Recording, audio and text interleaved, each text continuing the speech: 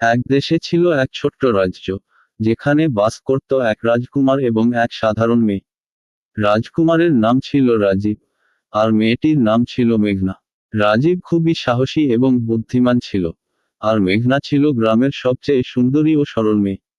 একদিন রাজীব তার রাজ্যের এক দুর্গম বনে শিকার করতে যায়। বনের গভীরে হঠাৎ করে তার ঘোড়া পা ভেঙে ফেলে এবং রাজীব সেই গভীর বনে আটকা পড়ে।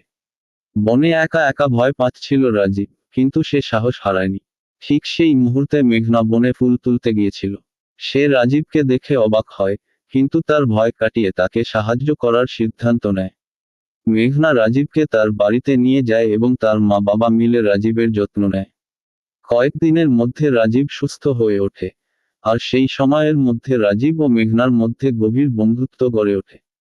রাজীব তার সাহসিকতা এবং সৎ চরিত্রের জন্য মেঘনাকে খুবই পছন্দ করতে শুরু করে, আর মেঘনা রাজীবের বিনম্রতা ও সহৃদয়তার প্রেমে পড়ে যায়।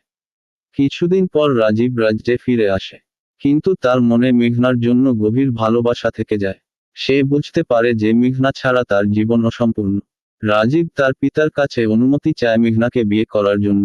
রাজা প্রথমে কিছুটা দ্বিধা করেন, কারণ মেঘনা ছিল এক সাধারণ মেয়ে। কিন্তু রাজীবের অনুরোধে রাজা মেঘনার ভালো চরিত্র এবং সাহসিকতা সম্পর্কে জানতে পারেন এবং শেষ পর্যন্ত সম্মতি দেন। রাজীব ও মেঘনার বিয়ে হয় রাজ্যজুড়ে বড় উৎসবের মাধ্যমে। তারা সুখে শান্তিতে রাজ্যে বসবাস করতে থাকে। মেঘনার সরলতা ও ভালোবাসা রাজীবের হৃদয়কে পূর্ণ করে, আর রাজীবের সাহসিকতা মেঘনাকে নিরাপদ রাখে। তারা দুজন মিলে রাজ্যকে সুখী ও সমৃদ্ধ করে তোলে, এবং তাদের ভালোবাসার গল্প রূপকথা হয়ে ছড়িয়ে পড়ে দূরদূরান্তে।